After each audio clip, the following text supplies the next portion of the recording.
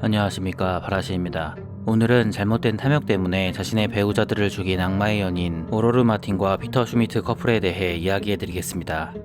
1995년 5월 11일 프랑스령 쥐중의 섬인 코르시카. 이른 아침부터 코르시카 칼비 경찰서에 한 통의 전화가 걸려옵니다.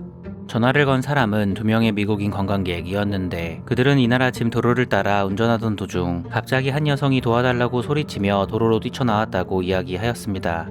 의문의 여성은 남편과 드라이브 하던 도중 남편의 실수로 자동차가 절벽 아래로 추락했다고 말하며 운 좋게 자신은 차가 절벽 아래로 떨어지기 직전에 탈출했다고 이야기하였습니다. 즉시 경찰과 구조대원들이 현장으로 출동하였고 구조를 요청한 여성과 신고를 한 미국인 관광객을 발견하였습니다. 구조를 요청한 여성은 벨기에에서 온 25세의 여성 오로르 마틴. 그녀는 얼마 전 결혼하여 남편 마크 반 비어스와 함께 신혼여행 중이었습니다. 당시 그녀는 사고가 일어나기 직전 남편과 심야 드라이브를 즐기고 있었습니다.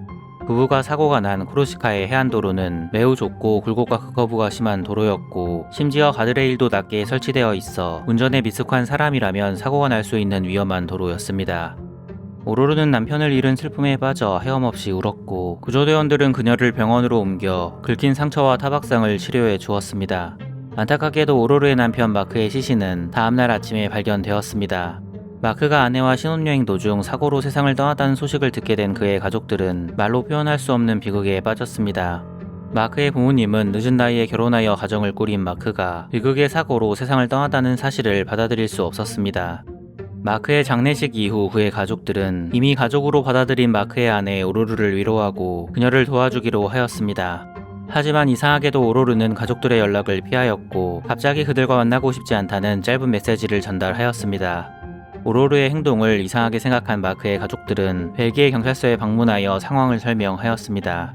벨기에 경찰도 남편을 잃은 아내 오로르의 태도를 수상하게 생각하고 그녀에게 연락하였으나 오로르는 벨기에 경찰의 수사에도 협조하지 않았습니다. 사건을 조사하던 벨기에 경찰은 우연히 3년 전 벨기에에서 비슷한 사고가 발생했다는 사실을 알게 되었습니다. 경찰은 즉시 3년 전 사고와 프랑스령 코르시카 섬에서 발생한 사고와의 연관성을 조사하기 시작하였습니다. 조사 결과 경찰은 두 사고 사이에 비슷한 점이 있다는 사실을 알게 되었고 마크의 죽음에 눈에 보이지 않는 엄청난 비밀이 숨겨져 있다는 사실도 알게 되었습니다. 사고 당시 36세였던 마크 반 비어스는 금융서비스 회사를 운영하는 성공한 벨기에의 사업가이자 공인회계사였습니다. 마크는 평생을 일에만 빠져 살았으며 가족과 친구 이외에는 좀처럼 사람을 만나지 않았습니다. 내성적인 성격에 수줍음이 많았던 마크는 다른 남자들처럼 나이트클럽이나 술집에 가서 여자를 만나는 데 익숙하지 않았고 자연스럽게 여성과 데이트하는 것도 어려워했습니다. 하지만 마크는 나이가 40대가 가까워지면서 부모님의 걱정을 덜어주기 위해 하루라도 빨리 가정을 꾸려야겠다는 생각을 가지게 되었습니다. 결혼하겠다고 결심한 마크는 즉시 결혼정보회사에 가입하여 본격적으로 배우자를 찾기 시작하였습니다. 마크는 결혼정보회사 커플 매니저에게 젊고 날씬하고 아름다운 가정적인 여성을 원한다고 솔직하게 자신의 이상형을 이야기하였습니다. 이때 마침 오로르 마틴도 결혼정보회사에 가입하여 배우자를 찾고 있었는데 그녀는 경제적 여유가 있고 집을 소유한 능력 있는 남성을 찾고 있었고 나이는 전혀 상관없다고 하였습니다. 커플 매니저는 마크와 오로르를 연결해 주었고 두 남녀는 얼마 뒤 첫 만남을 하게 되었습니다. 마크는 첫 만남 자리에서 너무 아름답고 자신보다 10살이나 어린 오로르에게 첫눈에 반하게 되었습니다. 곧 마크는 내성적인 자신과 다르게 외향적이고 사교적인 오로르를 사랑하게 되었고 그녀와 결혼하기로 결심하였습니다. 처음에 마크의 부모님은 어렸을 때 부모님이 돌아가시고 홀로 자란 오로르를 마음에 들어하지 않았습니다.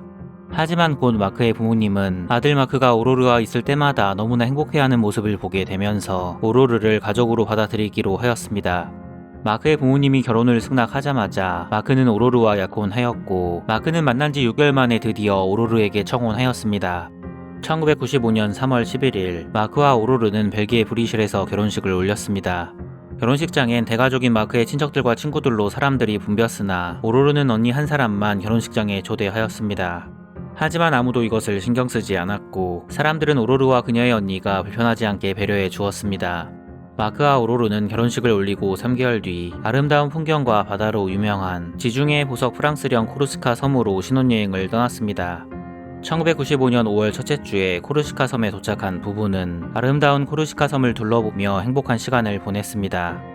평생 공부와 일만 하면서 살았던 마크는 아름다운 바다와 자연 그리고 사랑스러운 아내를 보며 인생이 이보다 더 좋을 수 없다고 생각하였습니다. 마크는 아내 오로르와 고급 레스토랑에서 저녁 식사를 하며 앞으로의 미래에 관해 이야기하였고, 마크는 아내와 함께하는 장밋빛 미래를 꿈꾸며 행복해하였습니다. 하지만 마크의 꿈은 오래가지 못하였습니다.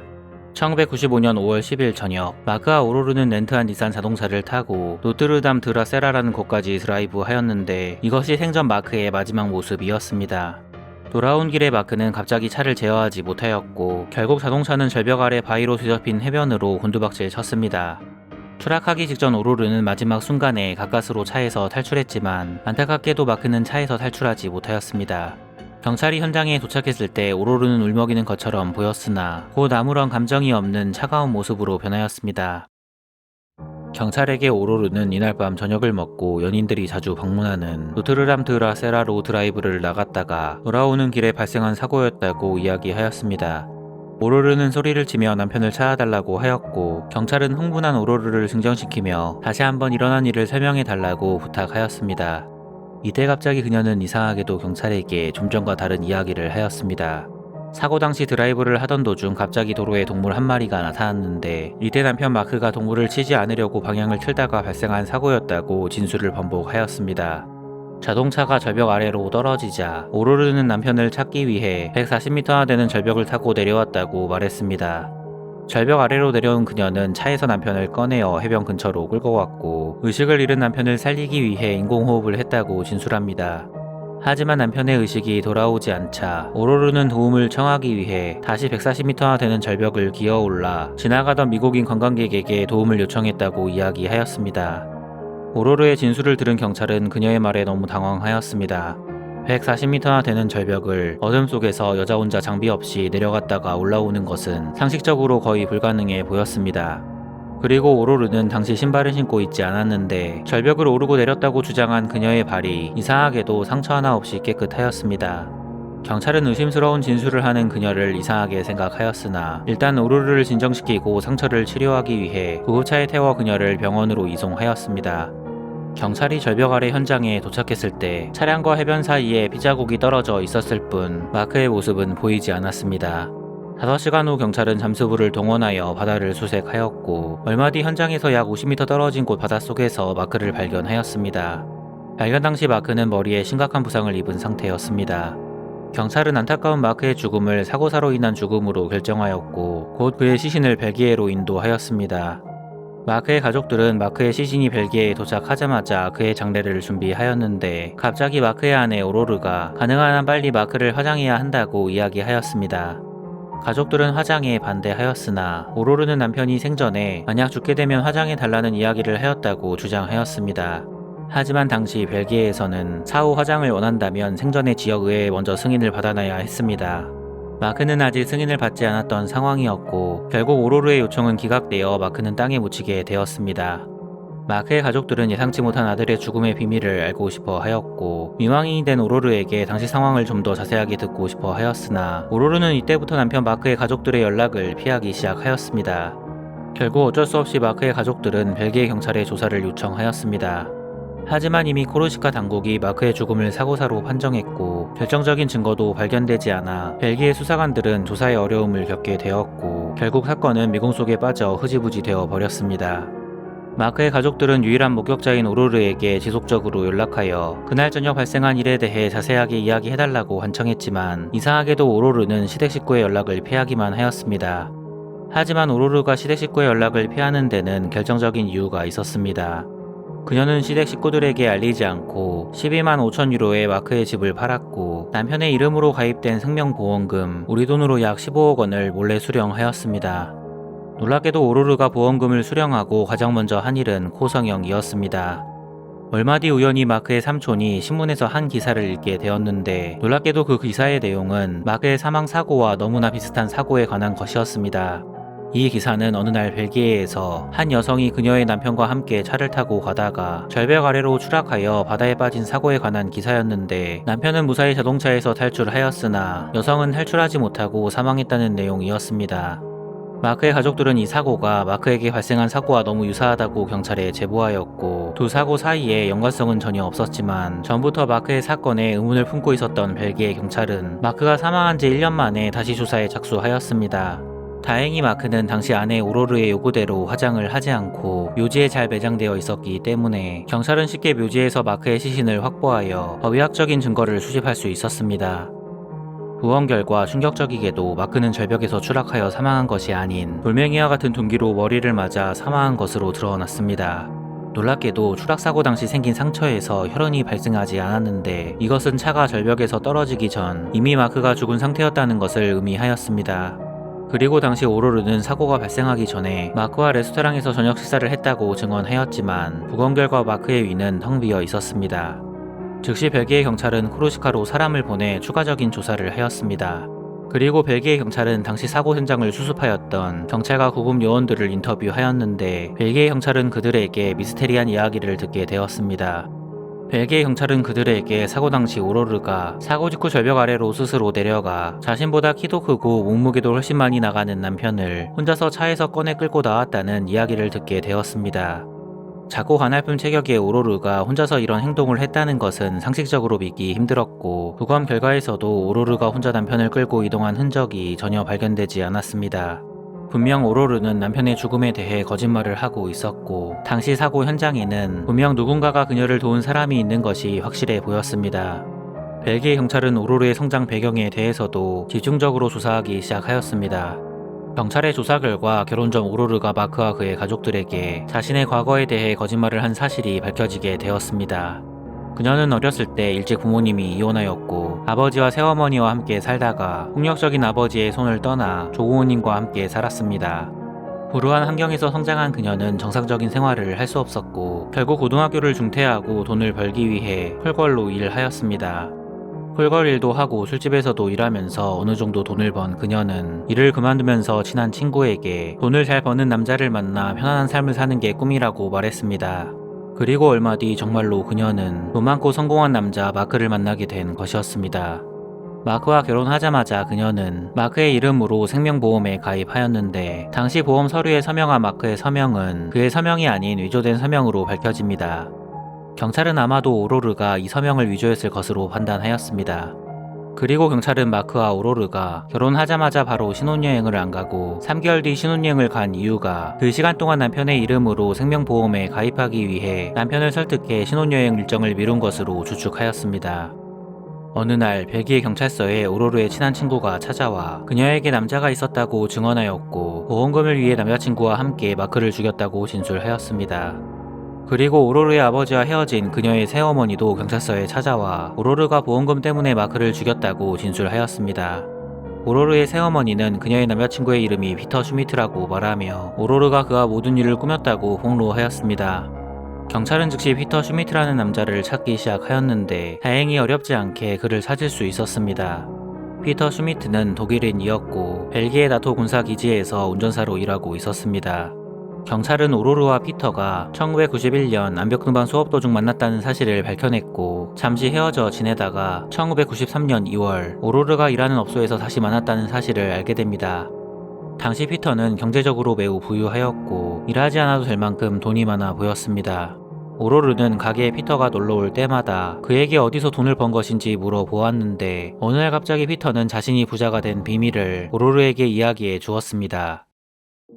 1992년 피터는 나이트클럽에서 우르술라 데상이라는 여학생을 알게 되었습니다. 잘생긴 피터는 금세 우르술라와 가까워졌고 만난 지 4개월 만에 그녀와 결혼하였습니다. 당시 22살이었던 신랑과 신부는 모두의 축복 속에 행복하게 사는 듯 보였으나 안타깝게도 그들의 행복은 오래가지 못하였습니다. 당시 피터는 폭력적인 성격에 아내 몰래 범죄를 저지르고 다녔습니다. 어느 날 아내 우르술라는 피터의 옷장에서 숨겨진 현금과 수십 개의 가짜 여권과 신분증을 발견하였습니다. 우르술라는 피터에게 당신의 정체가 뭐냐고 소리쳤는데 오히려 피터는 아내에게 신경 쓰지 말라고 화를 내었습니다. 아내는 더 이상 남편 피터를 신뢰하지 않았고 심지어 남편이 자동차 보험 사기에 연루되었다는 것도 알게 됩니다. 아내 우르술라는 피터에게 이혼을 요구하였고 피터는 알겠다고 말하며 이혼을 하기 전 마지막으로 잠깐 보자고 이야기하였습니다. 1992년 8월 29일 토요일 밤 10시, 피터는 아내를 자신의 마츠다 MX-5 자동차에 태워 이동하다가 갑자기 절벽 아래 바닷속으로 추락하는 사고를 내게 되었습니다. 자동차가 물에 빠지자마자 기적적으로 피터는 뒷창문을 열고 탈출하였는데, 안타깝게도 아내 우르슬라는 차에서 탈출하지 못하였고 얼마 뒤 자동차는 그대로 물속으로 가라앉게 되었습니다. 차량이 물속으로 사라지자 피터는 너무 늦었다고 생각하고 홀로 해변으로 헤엄쳐가서 경찰에 신고하였습니다. 현장에 출동한 경찰은 즉시 잠수부를 동원하여 수색을 시작하였고 4일 후 사고 장소에서 730m 떨어진 곳에서 아내의 시신을 발견하였습니다. 피터는 모든 것은 사고였다고 흐느껴 울었으나 경찰은 피터의 행동을 수상하게 생각하고 있었습니다. 당시 피터는 경찰에게 자동차 뒤 창문을 통해 어떻게 탈출했는지 정확하게 설명하지 못하였습니다. 그리고 경찰은 신고를 받고 현장에 도착했을 때 피터의 옷이 전혀 젖지 않았다는 것을 이상하게 생각하였습니다. 우르슐라의 가족들도 피터가 아내가 죽기 한 달 전 그가 우르슐라의 이름으로 생명보험을 들었다는 것을 확인하고 즉시 경찰에 피터를 신고하였습니다. 결국 피터 슈미트는 아내를 살해한 혐의로 기소되었습니다. 재판정에서 피터는 아내가 자신의 과실로 사망했다고 주장하였고 물에 빠진 아내를 구하지 못한 것은 다 내 잘못이라고 이야기하였습니다. 결국 피터의 주장이 받아들여져 그는 집행유예 3개월과 벌금형을 선고받게 되었습니다. 피터는 아내를 살해한 혐의를 받았음에도 불구하고 어처구니없게도 보험사로부터 아내 사망보험금 50만 달러를 받게 되었습니다. 그 후 3년 후에 마크 반 비어스라는 남자에게도 섬뜩할 정도로 비슷한 일이 발생한 것이었습니다. 두 사건 모두 갑자기 절벽 아래로 차가 떨어졌고 용의자는 경미한 부상만 입고 가까스로 탈출했습니다. 가장 중요한 것은 둘 다 최근에 결혼하였고 그들의 배우자를 직접 생명보험에 가입시킨 것이었습니다. 벨기에 경찰은 피터가 자신의 아내에게 저지른 것처럼 오로르에게도 보험 사기를 치도록 설득했다고 추측하였습니다. 이 이야기는 순식간에 언론을 통해 벨기에 전역에 알려졌고 사람들은 그들을 악마의 연인이라고 부르기 시작하였습니다. 드디어 경찰은 두 남녀를 체포하기 위해 출동하였으나 이미 피터와 오로르는 벨기에에 있지 않았습니다. 벨기에 당국은 인터폴에 피터와 오로르를 등록하여 그들을 체포하기 위한 국제영장을 발부하였습니다. 한편 피터와 오로르는 벨기에에서 탈출하여 미국 플로리다주 마이애미에서 새로운 인생을 살고 있었습니다. 피터가 아내의 죽음으로 얻은 보험금은 50만 달러, 그리고 오로르가 남편의 죽음으로 얻은 보험금은 130만 달러로 그들은 그 돈으로 호화로운 삶을 살고 있었습니다. 그들은 고급 주택을 구입하였고 최고급 레스토랑에서 식사하였으며 매일매일 요트에서 파티를 열었습니다. 그들은 신용카드를 일절 사용하지 않고 오직 현금만 사용하였습니다. 이런 그들의 생활 패턴 때문에 당국이 피터와 오로르를 추적하는 데 오랜 시간이 걸렸습니다.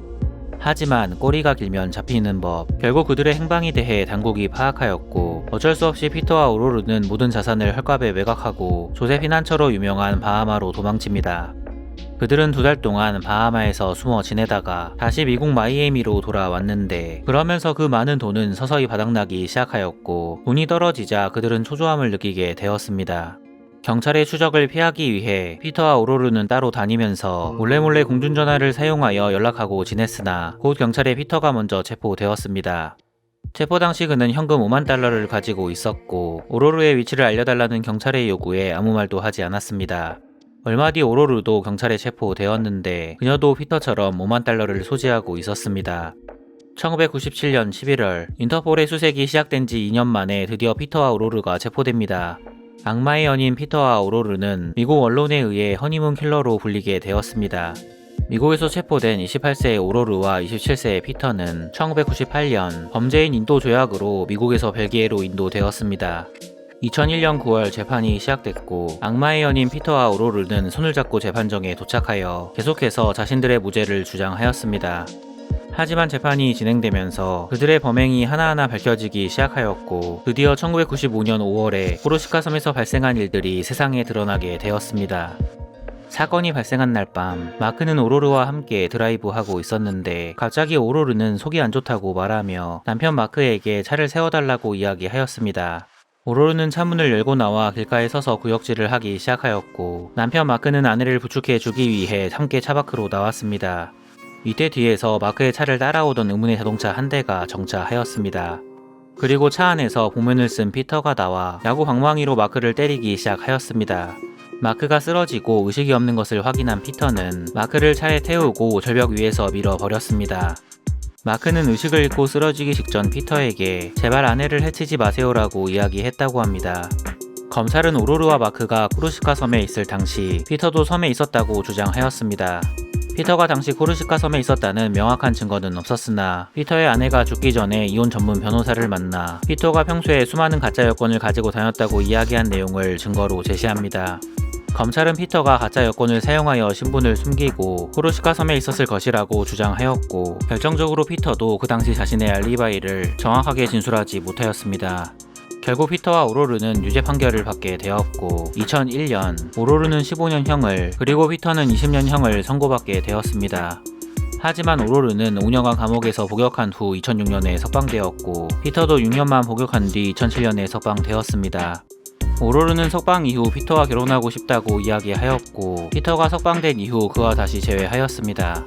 만약 오로르가 초기 경찰 조사 때 말을 분복하며 의심스러운 행동을 하지 않았다면 피터와 오로르는 막대한 보험금으로 피해자들을 조롱하며 평생 부유하게 살았을 것입니다. 하지만 다행히 그들은 법의 심판을 받게 되었고 피터와 오로르는 모든 것을 잃고 조용히 생활하고 있다고 합니다. 안녕하십니까, 바라신입니다. 오늘은 틱톡으로 라이브 방송을 하던 도중 갑자기 나타난 전 남편의 공격을 받고 사망한 티베트 여성 아무추에 대해 이야기해드리겠습니다. 2020년 9월 14일 중국 스촨성 남서부의 티베트족 자치주의 나바현, 이날 밤 SNS에서 라무라는 이름으로 불린 아무추가 아버지의 집에서 라이브 방송을 하고 있었습니다. 당시 그녀는 중국판 틱톡 더우인을 사용하여 방송을 하고 있었고 400명이 넘는 사람들이 그녀의 방송을 보고 있었습니다. 중국판 틱톡 더우인에서 라무라는 이름으로 활동했던 아무추는 마을 주변 산에서 노래를 부르면서 요리하고 약초를 따는 전형적인 중국 시골 여성의 삶을 보여주는 동영상을 올리며 유명세를 얻었습니다. 당시 아무추는 약 20만 명의 팔로워를 보유한 인플루언서였는데 사람들은 항상 명랑하고 열심히 사는 시골 여자 아무추를 응원하고 격려해 주었습니다. 이날도 평소처럼 아무추는 부엌에서 티베트 전통 노래를 부르며 요리하는 방송을 했고 400명 이상의 사람들이 그녀의 영상을 보고 있었습니다. 잠시 후 아무추가 사람들과 한참 소통하고 있을 때 갑자기 한 남성이 그녀가 방송하고 있던 부엌으로 들이닥쳤습니다. 아무추는 갑자기 들이닥친 남성을 보자마자 귀신이라도 본 사람처럼 비명을 질렀습니다. 순식간에 방송 현장은 아수라장이 되었고 잠시 후 아무추를 찍고 있던 카메라의 화면이 어둡게 변해버렸습니다. 이때 침실에서 잠을 자고 있었던 아무추의 아버지는 딸의 비명을 듣고 방에서 뛰쳐나갔습니다. 아무추의 아버지는 즉시 딸의 비명이 들린 부엌으로 달려갔는데 안타깝게도 딸은 이미 심한 화상을 입고 그 자리에 쓰러진 상태였습니다. 아무추의 아버지는 즉시 딸을 병원으로 데려갔고 병원에 가면서 둘째 딸 돌마에게 연락하여 빨리 와봐야 할 것 같다고 말했습니다. 몇 시간 후 아무추의 여동생 돌마도 병원에 도착하여 아버지와 함께 언니의 상태를 확인하였습니다. 아무추의 담당 의사는 그녀의 상태가 너무 좋지 않다고 말하며 최선을 다할 테니 조금만 기다려달라고 이야기했습니다. 하지만 몸의 90% 이상의 심한 화상을 입은 아무추의 상태는 회복될 기미가 보이지 않았습니다. 어쩔 수 없이 그녀는 좀 더 전문적인 치료를 받기 위해 스촨성 인민병원으로 이송되었습니다. 당시 아무추의 팬들은 그녀가 화상을 입고 병원에 입원한 사실을 전혀 모르고 있었습니다. 유일하게 아무추의 SNS 계정에 아이디와 비밀번호를 알고 있었던 여동생 돌마는 언니 아무추의 계정에 로그인하였습니다. 그리고 돌마는 아무추의 팬들에게 언니의 상황을 설명하며 아무추의 회복을 위해 우리를 도와달라는 글을 올렸습니다. 놀랍게도 24시간 만에 무려 100만 위안, 우리 돈으로 1억 8천만 원 이상의 돈이 아무추의 가족에게 전달되었습니다. 아무추는 가족과 팬들의 응원 속에 병원에서 16일간 치료받았으나 2020년 9월 30일 아무추는 가족들과 팬들의 기도에도 불구하고 부상을 이기지 못하고 중환자실에서 세상을 떠나게 되었습니다. 2020년 9월 14일 사건이 발생하자마자 중국 경찰은 사건 현장 근처에서 아무추에게 범행을 저지른 유력한 용의자를 체포하였습니다. 경찰은 곧 용의자가 아무추의 전남편인 탕루라는 것을 알게 되었습니다. 그는 아무추가 생방송하고 있을 때 갑자기 들이닥쳐 아무추에게 휘발유를 뿌리고 불을 지른 혐의로 입건되었습니다. 경찰은 탕루를 경찰서로 끌고 가 조사를 시작했는데 조사 도중 경찰이 이 사건을 사전에 충분히 막을 수 있었다는 사실이 세상에 드러나자 중국 사람들은 큰 분노에 빠지게 되었습니다. 사건의 주인공 아무추는 SNS에서 라무라는 이름으로 불린 티베트 여성이었습니다. 아무추는 티베트인들이 응가바라고 부르는 중국 스촨성 아바현의 외딴 마을에서 태어났습니다. 티베트의 가난한 가정에서 태어난 아무추는 집 주변 고지대에서 약초를 캐며 하루하루 힘들게 살았습니다. 매우 불우한 환경이었지만 아무추는 여동생 돌마 그리고 아버지와 함께 서로를 의지하며 행복한 유년기를 보냈습니다. 시간이 지나 아무추가 18세가 되었을 때 그녀는 근처 마을에 사는 탕루라는 이름의 남자를 알게 되었습니다. 탕루는 아름다운 외모를 가진 시골 소녀 아무추에게 적극적으로 구애하였고 2009년 그들은 결혼하게 되었습니다. 아무추는 탕루와 결혼식을 마치자마자 남편의 마을로 이사하여 사랑하는 남자와 함께 새로운 인생을 시작했습니다. 아무추는 이후 탕루와의 사이에서 2명의 아들을 낳고 행복하게 사는 듯 보였습니다. 하지만 시간이 지나면서 아무추와 탕루의 결혼 생활에 어두운 그림자가 드리우기 시작했습니다. 어려서부터 사이가 좋았던 아무추의 여동생 돌마는 조카들도 볼 겸 자주 언니의 신혼집에 놀러 갔습니다. 어느 날부턴가 여동생 돌마는 언니의 얼굴과 몸에 멍이 나 있는 것을 발견했습니다. 깜짝 놀란 돌마는 언니에게 무슨 일이냐고 물어보았는데 이상하게도 언니 아무추는 말을 아끼며 아무것도 아니라고 이야기했습니다. 몇 년 동안 돌마는 아무추의 얼굴과 몸에 수시로 상처가 난 것을 보게 되었고 심지어 팔꿈치가 탈구되는 것까지 보게 되었습니다. 무엇인가 이상한 기운을 감지한 여동생 돌마는 언니 아무추를 강제로 아버지의 집으로 데리고 갔습니다. 아무추는 친정에 돌아와서야 드디어 자신이 남편에게 맞고 살고 있다고 털어놓았고 더 이상 버틸 수 없다고 말하며 눈물을 흘렸습니다. 결국 2020년 3월 아무추는 가족들의 도움으로 폭력적인 남편 탕루와 이혼을 하게 되었습니다. 그토록 원하던 남편과 이혼하였으나 아무추는 아이들을 그대로 두고 자신만 친정으로 돌아온 것에 죄책감을 느꼈습니다. 아무추는 아이들에게 미안하다고 울먹이며 하루하루 힘들게 보냈습니다. 어느 날 아무추의 전남편 탕루가 집으로 찾아와 다시 자신과 재혼하자고 말하며 아무추를 협박했습니다. 탕루는 그녀가 만약 자신의 제안을 거절하면 아이들을 모두 죽이겠다고 협박하며 소리를 질렀습니다. 아무추는 깜짝 놀라 전남편이 아이들을 죽이려고 한다고 경찰에 신고하였는데 어처구니없게도 경찰은 도움을 구하는 그녀의 요청을 무시해버렸습니다. 결국 아무추는 탕루의 협박에 못 이겨 아이들의 안전을 위해 그와 다시 재혼합니다. 탕루는 아무추와 재혼하자마자 또다시 아무추에게 폭력을 행사하였습니다. 전과 다르게 아무추는 참지 않고 탕루를 경찰에 신고하였고 경찰에게 아이들과 자신의 신변 보호를 요청했습니다. 하지만 이번에도 경찰은 아무추가 탕루와 재혼하여 부부가 되었기 때문에 개인적인 가족 문제에 경찰이 개입할 수 없다고 말하며 그녀의 신고를 무시해 버렸습니다. 시간이 지날수록 남편 탕루의 폭력은 갈수록 심각해졌고 매일매일 그녀를 공포에 떨게 하였습니다. 결국 아무추는 여성의 권리 보호를 담당하는 정부 기관인 중국 여성연맹 지역 지부에 도움을 요청했습니다. 하지만 어처구니없게도 여성연맹 직원은 아무추에게 당신보다 더 힘든 여성들도 많다고 말하며 조사는 해보겠지만 가정 문제는 스스로 해결하라는 말을 했습니다. 어쩔 수 없이 아무추는 탕루와의 2번째 이혼 소송을 제기했고 법원의 결과가 나올 때까지 숨어 지내기 위해 남편 탕루 몰래 집에서 나와 친척의 집으로 피신했습니다. 2020년 6월 아내 아무추가 사라지자 화가 난 탕루는 아무추의 행방을 확인하기 위해 그녀의 여동생 돌마의 집으로 찾아갔습니다. 탕루는 아내가 어디 있냐고 돌마에게 물어보았으나 당연히 돌마는 언니가 어디 있는지 말해주지 않았습니다.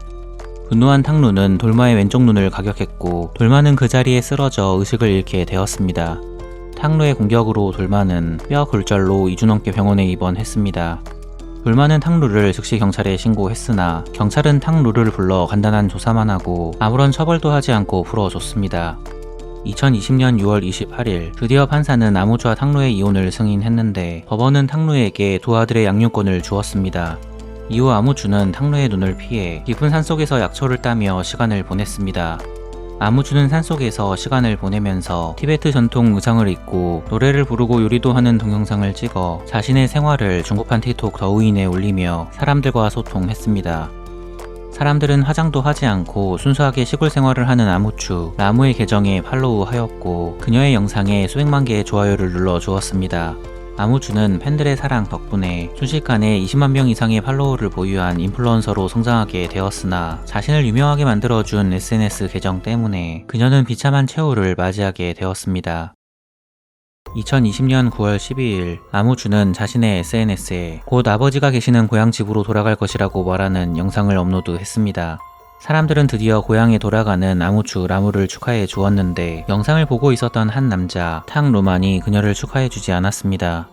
당시 전남편 탕루는 중국판 틱톡 더우인에 가입하여 매일매일 아무추의 영상을 보며 그녀를 기다리고 있었습니다. 탕루는 어딘가에 숨어 지내던 아무추가 고향으로 돌아온다는 영상을 올린 것을 보자마자 드디어 때가 왔다고 말하며 분노에 휩싸였습니다. 결국 아무추는 이 영상 때문에 비극적인 죽음을 맞이하게 되었습니다. 2020년 9월 14일 밤 친정으로 돌아온 아무추는 이날 부엌에서 라이브 방송을 하고 있었고 약 20만 명의 팔로워 중 400명 이상의 사람들이 그녀의 영상을 시청하고 있었습니다. 이때 탕루가 휘발유통을 들고 나타나 아무추를 공격했고 이렇게 그녀는 탕루의 갑작스러운 돌발 행동으로 세상을 떠나게 되었습니다. 탕루는 사건 직후 곧바로 경찰에 체포되어 살인죄로 조사를 받게 되었습니다. 유명 인플루언서 아무추의 죽음은 중국 네티즌들 사이에서 큰 분노를 일으켰습니다. 아무추가 사망한 지 불과 하루 만에 중국 최고 지도자인 시진핑은 유엔 여성회의에서 그녀의 사건을 의식이라도 한 듯 여성의 권익 보호가 국가적인 약속이 되어야 한다고 말했습니다. 이 연설을 본 중국 네티즌은 해시태그를 사용하여 중국 정부에게 가정폭력에 대한 더 강력한 처벌을 요구했습니다. 하루 만에 그 해시태그는 SNS에서 급속도로 퍼져 나갔습니다. 놀랍게도 아무추의 이름을 포함한 해시태그들은 4억 2천만 건 이상의 조회수를 기록했습니다. 이후 중국 네티즌의 분노는 사건을 막지 못했던 중국 경찰에 대한 비판으로 이어집니다. 결국엔 중국에서 가장 인기 있는 소셜미디어 중 하나인 웨이보는 사람들의 분노를 막기 위해 즉시 이 해시태그를 차단해 버렸으나 이것만으론 경찰을 비난하는 사람들의 분노를 막을 수 없었습니다. 2021년 10월 14일 중국 법원은 탕루에게 신속하게 사형을 선고합니다. 법원은 그의 범죄가 너무 잔혹하고 사회적 영향이 극도로 나빴다고 말하며 법에 따라 엄중한 처벌을 한 것이라고 이야기했습니다. 중국은 2016년에서야 가정폭력을 범죄로 규정했지만 여전히 중국 농촌 지역 사회에서는 아직까지도 아무추와 같이 피해를 보는 여성이 존재하고 있습니다. 만약 당시 경찰들이 아무추에게 도움의 손길을 주었더라면 그녀는 탕루의 마수에서 벗어나 아이들과 함께 행복하게 살았을 것입니다. 하지만 결국 무관심 속에 아무추는 비극적으로 세상을 떠나게 되었습니다. 사람들은 아무추의 사건을 기점으로 법 개정을 통해 그녀의 사건과 비슷한 사건이 발생하지 않길 바라고 있다고 합니다. 안녕하십니까, 바라신입니다. 오늘은 아내를 살해하고 시신을 경비행기에 싣고 바다로 이동하여 물속에 수장시킨 성형외과 의사 로버트 비에렌 바움에 대해 이야기해드리겠습니다. 1985년 7월 7일 일요일 뉴욕의 청담동으로 유명한 어퍼이스트 사이드 29세의 여성 게일 카츠 비에렌 바움이 갑자기 사라집니다. 이날 저녁 게일의 남편 로버트 비에렌 바움은 친구들에게 전화를 걸어 오늘 아내와 심하게 싸웠다고 말했고 화가 난 아내 게일이 갑자기 집을 나갔다고 이야기했습니다. 그리고 로버트는 장모님에게도 전화를 걸어 아내가 사라졌다고 말했습니다. 놀란 장모님은 로버트에게 빨리 경찰에 실종신고를 하라고 말했습니다. 로버트는 장모님의 말에 알겠다고 말했으나 그는 아내가 사라졌다고 신고를 하지 않았습니다.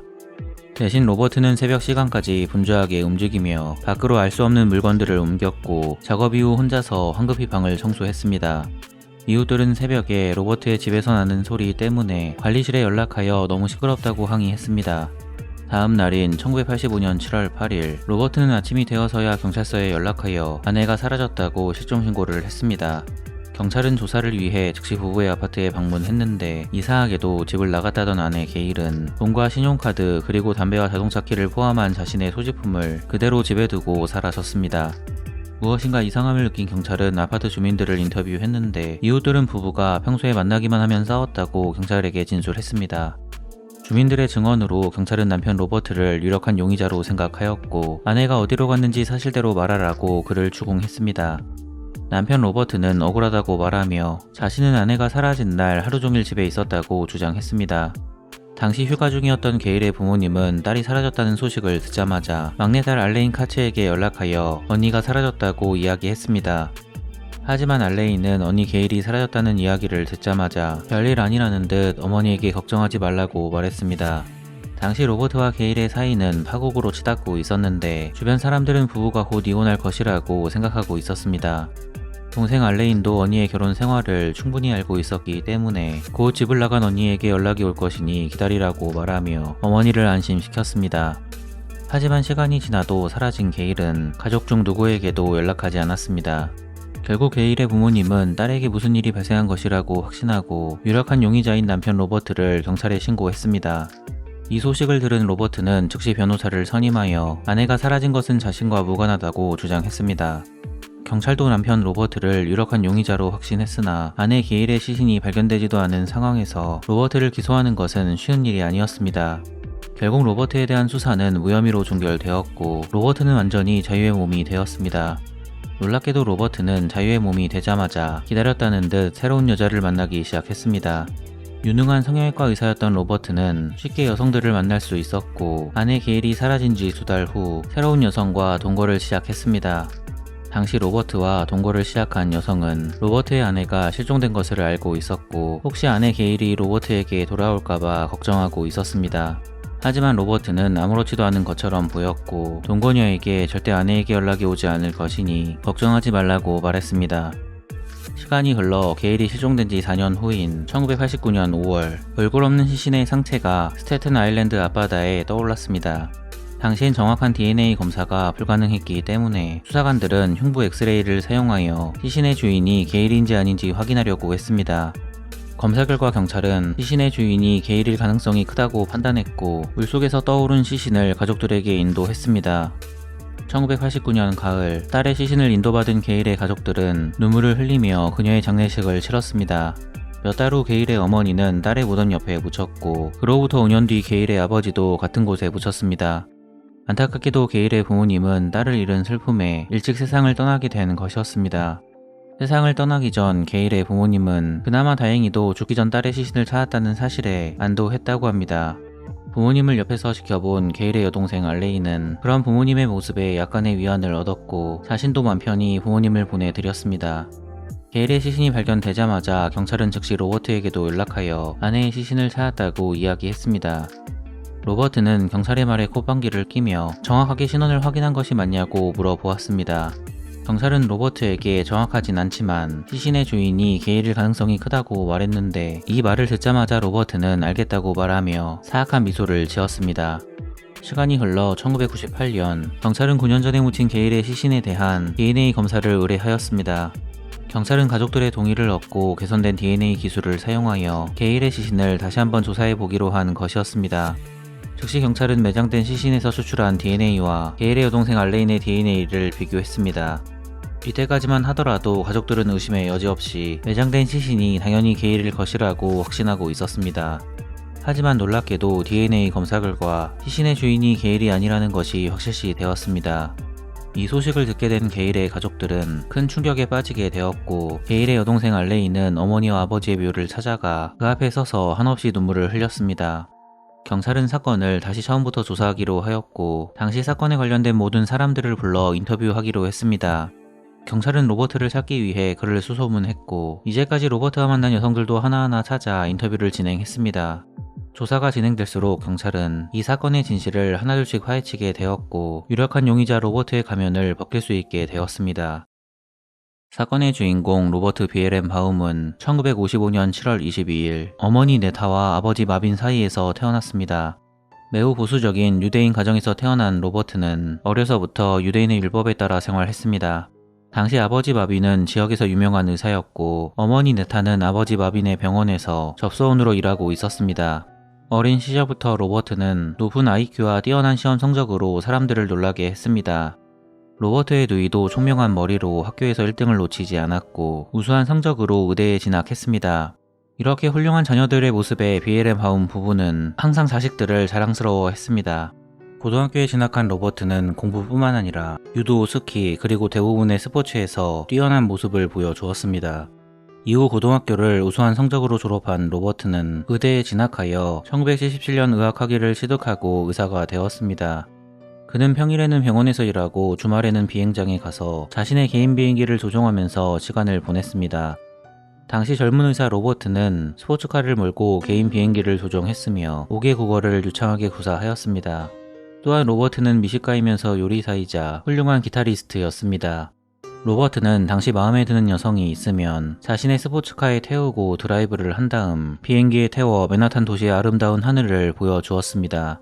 당시 대부분의 여성은 매력적인 로버트에게 금세 사로잡혔습니다. 하지만 이렇게 완벽한 로버트에게도 치명적인 단점이 있었습니다. 로버트는 상대적으로 사교성이 부족했고 주변 지인들은 그가 무례할 정도로 무뚝뚝했다고 평가했습니다. 1980년 초 로버트는 휴가를 보내던 도중 친구의 집에 놀러온 게일 카츠라는 여성을 알게 되었습니다. 당시 모든 것을 가지고 있었던 로버트와 달리 게일은 감추고 싶은 과거를 가진 여성이었습니다. 그녀는 23살에 남자친구와 헤어진 이후 약물에 중독되어 치료를 받은 적이 있었고 스스로 목숨을 끊으려고 한 적도 있었습니다. 설상가상으로 약을 하면서 많은 빚을 지게 된 게일은 대학을 중퇴하고 아르바이트를 하며 하루하루 힘들게 살았습니다. 하지만 이와 반대로 로버트는 병원에서 유능한 의사로 이름을 알리고 있었습니다. 게일이 가지고 있는 슬픈 과거와는 비교될 정도로 그녀는 아름다운 외모를 소유하고 있었습니다. 이런 게일에게 로버트는 첫눈에 반하게 되었고 곧 그녀를 짝사랑하게 되었습니다. 게일도 로버트와 같은 유대인이었기 때문에 로버트는 게일에게 더욱더 끌리는 무엇인가를 느끼게 되었습니다. 게일은 처음엔 사교적이지 않고 무엇인가 자신만의 세계가 있는 것 같은 로버트를 마음에 들어하지 않았습니다. 하지만 그녀의 어머니는 항상 게일이 유대인 의사와 결혼하기를 원했고 게일 자신도 의사의 아내가 되어 호화로운 삶을 살기를 희망했기 때문에 결국엔 로버트의 구애를 받아들였습니다. 짧은 연애 끝에 게일과 로버트 커플은 결혼을 약속했고 게일은 호화로운 결혼식을 준비하며 하루하루 행복한 시간을 보냈습니다. 하지만 결혼식 며칠 전 로버트가 게일이 키우는 고양이의 목을 조르는 사건이 발생합니다. 사건 발생 이후 로버트는 평소에 게일이 자신보다 고양이를 더 좋아하는 것 같다고 생각하여 그녀의 고양이를 죽이려고 했다고 말했습니다. 이 상황이 너무 무서웠던 게일은 여동생 알레인에게 연락하여 로버트가 고양이를 죽이려고 했다는 것을 이야기했습니다. 이 이야기를 듣게 된 여동생 알레인은 즉시 고양이를 동물보호소로 데려갔고 당장 언니에게 결혼식을 취소하라고 말했습니다. 하지만 게일은 의사의 아내가 되는 것을 포기할 수 없었기 때문에 동생의 말을 무시하고 로버트와의 결혼을 강행했습니다. 1982년 8월 맨하탄의 가장 호화로운 예식장에서 결혼식을 올린 게일과 로버트는 결혼식을 마치자마자 그리스로 신혼여행을 떠났습니다. 신혼여행을 다녀온 커플은 뉴욕의 어퍼이스트 사이드의 고급 아파트에 신혼집을 얻었습니다. 그리고 게일은 남편의 도움으로 중퇴한 대학에 다시 복학하여 학업을 이어나갔습니다. 당시 게일은 유능한 성형외과 의사의 사모님으로 모든 사람의 부러움을 받으며 행복한 신혼생활을 즐기는 듯 보였습니다. 하지만 게일과 로버트 부부는 사람들의 생각과 달리 매일매일 싸우며 불행한 신혼을 보내고 있었습니다. 매우 권위적이고 독단적인 로버트는 게일을 자기 마음대로 하려고 했고 자유분방했던 게일은 그런 남편의 억압에 힘들어했습니다. 평일에 게일은 대학 수업으로 남편 로버트는 병원 일로 거의 마주치지 못하여 별일이 없었는데 그들이 둘 다 집에 있는 주말엔 하루가 멀다고 시끄럽게 싸웠습니다. 시간이 지날수록 계속되는 부부싸움에 지친 게일은 로버트를 사랑하는 마음이 완전히 사라졌습니다. 결국엔 게일은 남편 몰래 2명의 남자와 바람을 피우기 시작했습니다. 하지만 눈치 빠른 로버트는 아내의 외도 사실을 알게 되었고 이후 그는 더욱더 폭력적으로 변했습니다. 1983년 11월 어느 날 밤 아내 게일이 발코니에 앉아 담배를 피우고 있었습니다. 게일은 남편이 담배를 피우는 것을 엄청나게 싫어하는 것을 알고 있었으나 그녀는 자신이 증오하는 남편을 자극하기 위해 대놓고 담배를 피운 것이었습니다. 병원에서 퇴근하고 집에 들어온 로버트는 아내가 담배를 피우는 모습을 보자마자 이성을 잃었고 아내에게 달려가 그녀의 목을 졸라 기절시켰습니다. 다음날 정신을 차린 게일은 여동생의 집으로 도망쳤습니다. 그녀는 집을 나온 지 4일 후에 경찰서에 남편을 신고했습니다. 이 사건이 최근에 발생했다면 당연히 로버트의 손에 즉시 수갑이 채워졌을 것입니다. 하지만 당시엔 부부싸움을 중요한 사건으로 생각하지 않았고 경찰은 게일의 신고에 대해 아무 조치도 취하지 않았습니다. 남편 때문에 힘들어하는 언니의 모습을 본 여동생 알레인은 언니 게일에게 정신과 상담을 받아보라고 이야기했습니다. 동생의 말에 게일은 즉시 정신과 상담을 받았는데 정신과 의사는 게일에게 남편이 사이코패스 성향을 보이고 있다고 말하며 지금이라도 빨리 남편과 이혼하라고 이야기했습니다. 게일은 정신과 의사의 말에 남편과 이혼을 결심했고 여동생에게 곧 남편과 이혼할 계획이라고 말했습니다. 어느 날 게일은 남편에게 이혼을 통보했고 자신이 원하는 위자료를 지급해달라고 이야기했습니다. 그녀는 만약 로버트가 위자료 지급을 거절하면 로버트가 사이코패스 성향이 있다는 정신과 의사의 서명이 들어간 서류를 로버트가 다니는 병원에 공개하겠다고 남편을 협박했습니다. 로버트는 이 서류가 공개된다면 자신의 이력에 치명적인 오점이 남을 수 있다고 생각했고 결국 아내 게일의 말대로 하겠다고 말하며 꼬리를 내렸습니다. 1985년 7월 7일 일요일 게일이 사라진 당일 아침부터 부부는 시끄럽게 싸우기 시작했습니다. 이날 밤 로버트는 하루 종일 집에 있었다는 진술과 달리 늦은 시간에 몰래 집을 나와 공항으로 차를 몰고 갔습니다. 그는 공항에서 경비행기 한 대를 빌렸고 갑자기 늦은 밤 비행기를 타고 바다로 날아갔습니다. 그리고 로버트는 1985년 7월 7일에 비행기를 타지 않은 것처럼 보이도록 그의 비행 일지를 조작했습니다. 집으로 돌아온 로버트는 다음날 아내가 실종되었다고 경찰에 신고하였습니다. 당시에 가장 유력한 용의자인 로버트를 게일의 가족들과 경찰들 모두 의심하고 있었으나 어떤 증거도 발견되지 않아 로버트는 자유의 몸이 되었습니다. 1990년 로버트는 라스베이거스로 이주하여 성형외과를 개업했습니다.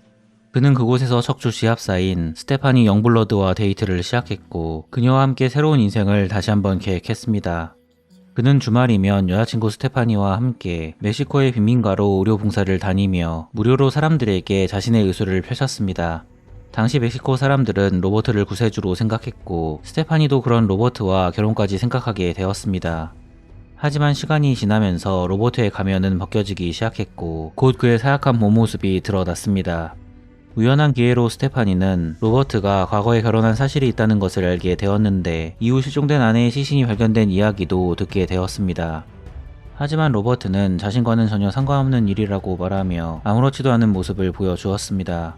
오히려 로버트는 스테파니에게 자신을 의심했다는 이유로 전에는 보여주지 않고 숨겨왔던 폭력적인 모습을 보여주었습니다.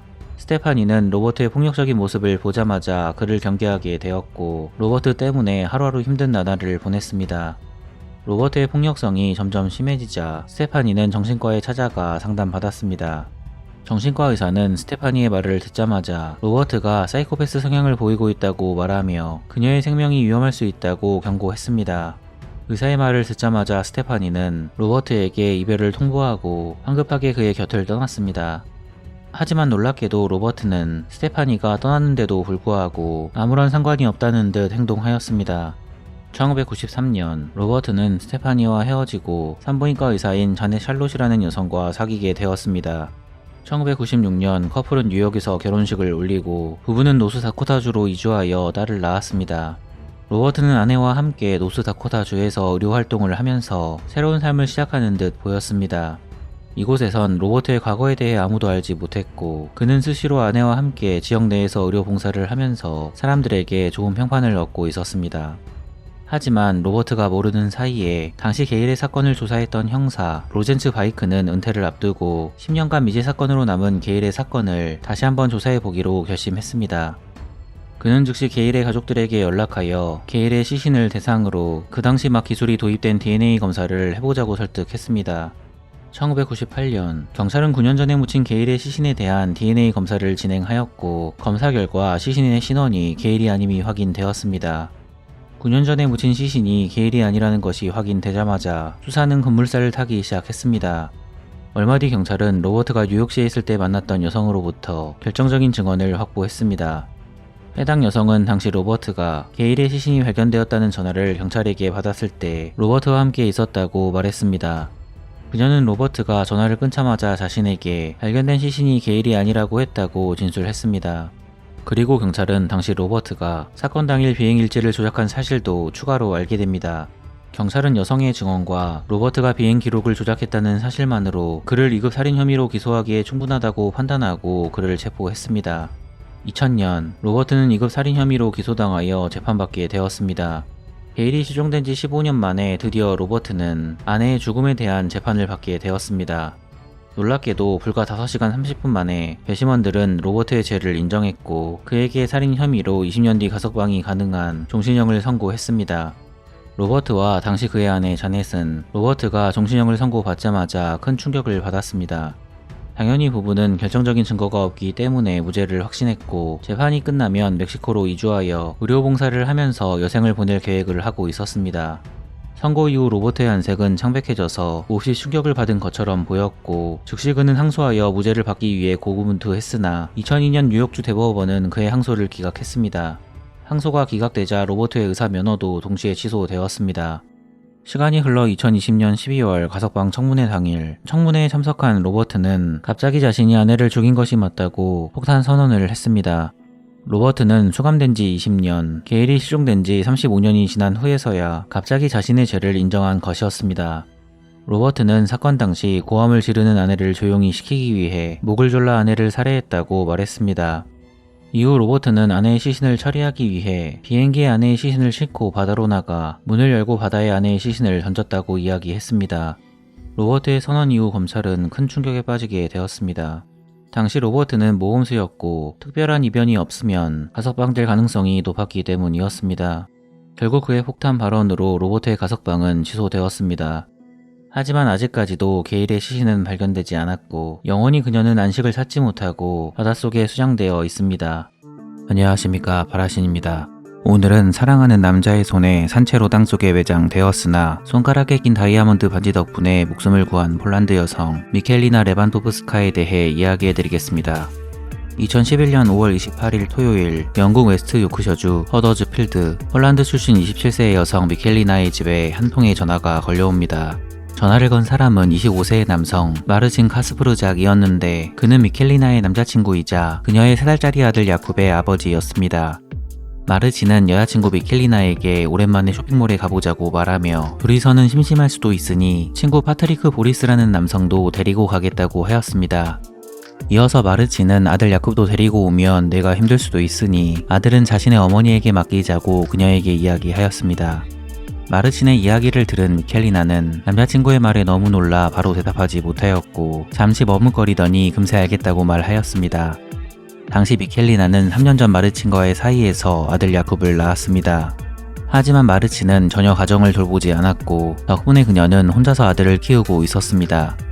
원래대로라면 미켈리나는 남자친구 마르친과 이미 결혼을 해야 했는데 갑자기 무슨 이유에서인지 마르친은 여자친구 미켈리나에게 잠시 결혼을 미루고 생각할 시간을 가지자고 부탁했습니다. 마르친과 미켈리나의 결혼이 잠시 미뤄진 이후부터 그들의 관계도 점점 멀어지기 시작하였습니다. 두 남녀의 사이가 잠시 멀어졌지만 여전히 미켈리나는 남자친구를 사랑하고 있었습니다. 하지만 미켈리나와 다르게 남자친구 마르친은 그녀를 사랑하고 있지 않은 것처럼 보였습니다. 결국 이러한 마르친의 행동 때문에 미켈리나는 우울증에 빠져 하루하루 힘들게 생활하였습니다.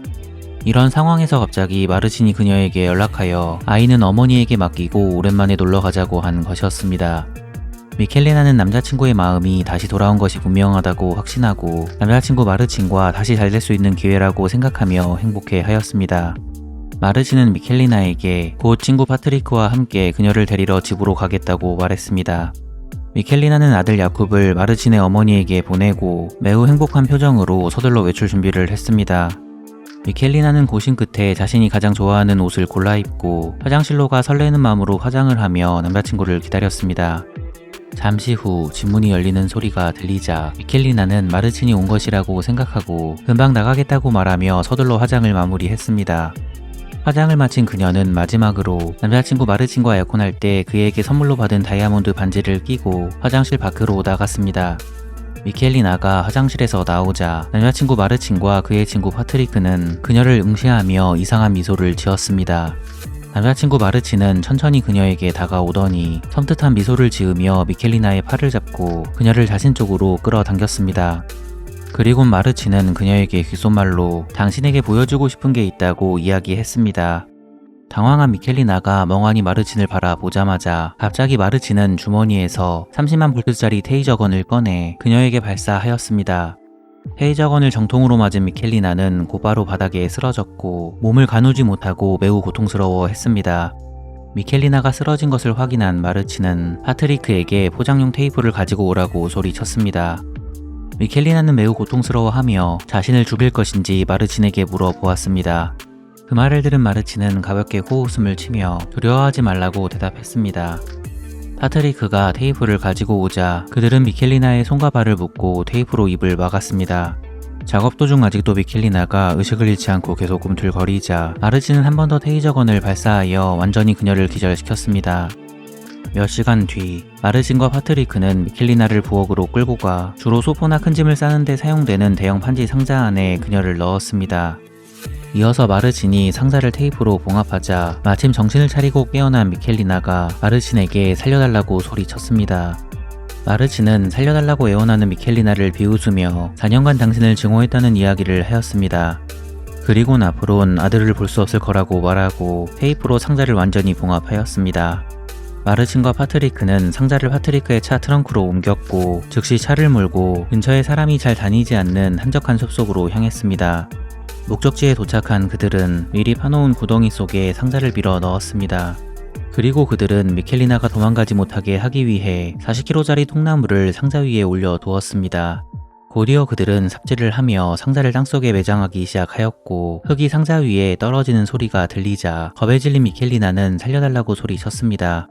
하지만 주변엔 아무도 그녀를 도와줄 사람이 없었고 미켈리나는 이렇게 땅속에 산채로 매장되었습니다. 사건의 주인공 미켈리나 레반도프스카는 2005년 폴란드의 작은 마을에 있는 어머니의 가게에 자주 찾아오는 마르친 카스프르작이라는 남성을 알게 되었습니다. 당시 미켈리나는 운동으로 단련되어 100kg가 넘는 거구 마르친에게 첫눈에 반하게 되었습니다. 미켈리나와 마르친은 금세 가까워졌고 곧 사랑하는 사이로 발전했습니다. 하지만 미켈리나의 어머니와 아버지는 딸의 남자친구를 마음에 들어 하지 않았습니다. 용적공이었던 미켈리나의 아버지는 마르친이 사람의 눈을 잘 마주치지 못하는 것을 문제로 삼았고 겉과 속이 다른 남자가 확실하다고 말하며 딸에게 그와 헤어지라고 요구하였습니다. 미켈리나의 어머니도 마르친이 외동 아들이라는 것을 문제로 삼으며 그래서 그런지 버릇이 없고 이기적이고 욕심이 많은 것처럼 보인다고 그를 비난하였습니다. 하지만 마르친을 정말로 사랑했던 미켈리나는 당시엔 부모님의 말씀이 전혀 들리지 않았습니다. 결국 그녀는 1년 뒤인 2006년 부모님의 충고를 완전히 무시하고 보란듯이 남자친구 마르친과 약혼하였습니다. 미켈리나의 결정에 화답이라도 하듯 육류 공장 노동자였던 마르친은 열심히 모은 돈으로 여자친구에게 약혼 선물로 다이아몬드 반지를 선물해 주었습니다.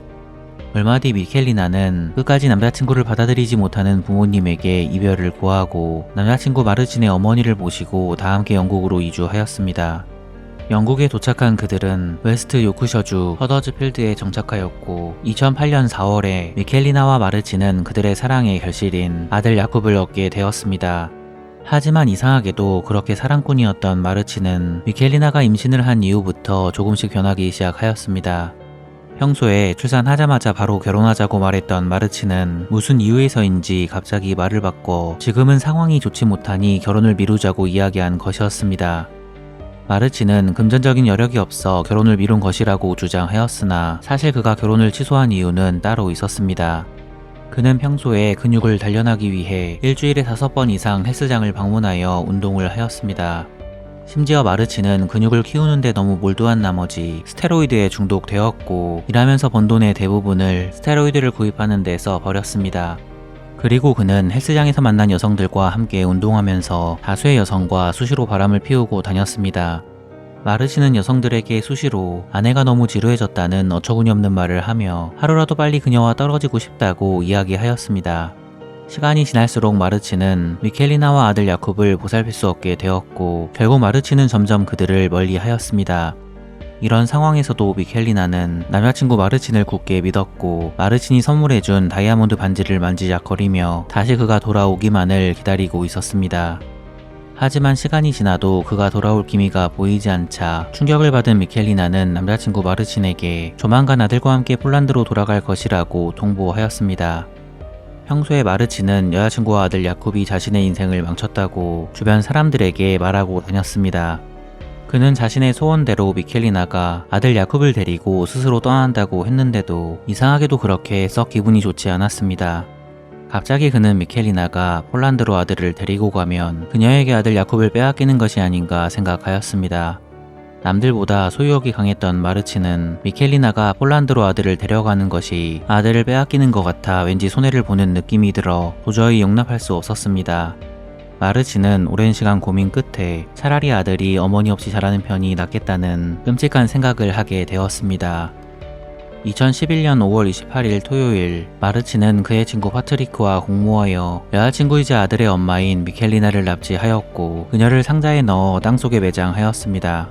미켈리나는 목숨만은 살려달라고 그들에게 애원하였으나 두 남성은 아랑곳하지 않고 그녀를 산채로 땅속에 매장하였습니다. 잠시 후 밖이 조용해지자 미켈리나는 두 남성이 떠났다고 생각하고 밖으로 나가기 위해 필사적으로 몸부림을 쳤습니다.